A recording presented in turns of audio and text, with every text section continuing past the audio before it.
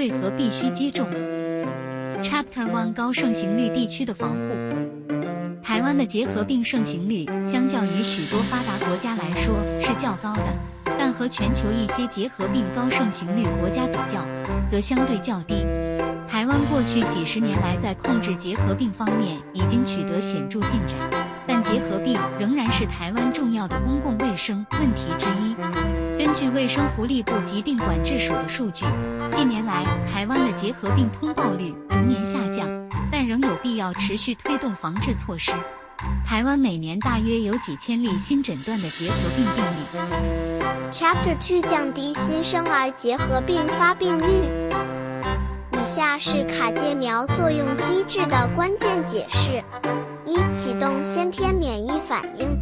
卡介苗含有削弱的牛型结核杆菌 Mycobacterium bovis， 这种生物安全性高的活菌能够刺激人体的免疫系统。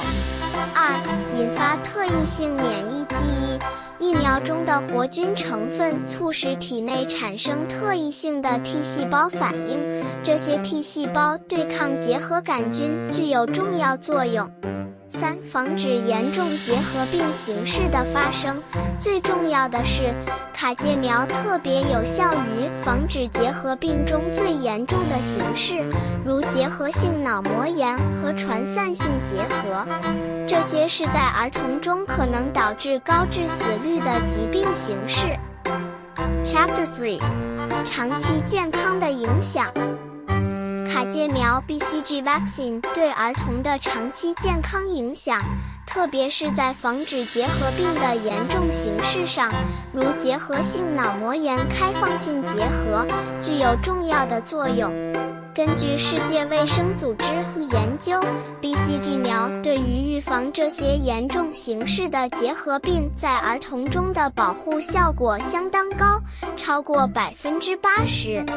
这意味着 BCG 疫苗在预防某些形式的结核病，特别是儿童的结核性脑膜炎和开放性结核方面，能够减少超过80%的病例发生。换句话说，接种 BCG 苗的儿童相比于未接种的儿童，在防止这些严重结核病形式上有较高的保护效果。Chapter 4 接种时间与流程。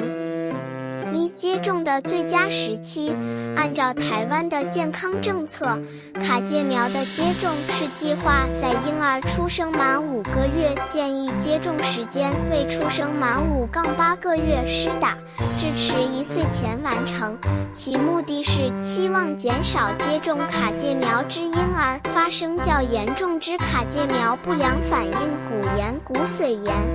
二、接种方法。卡介苗仍是通过在左上臂外侧进行皮内注射。三、注射后的常见反应及护理。接种后，婴儿可能会在注射部位出现红肿或小脓包，这是正常的反应，表示免疫系统正在对疫苗成分做出反应。四、疫苗接种后的监测。家长应观察婴儿在接种后的几天内是否有任何异常反应，如过敏或持续的不适。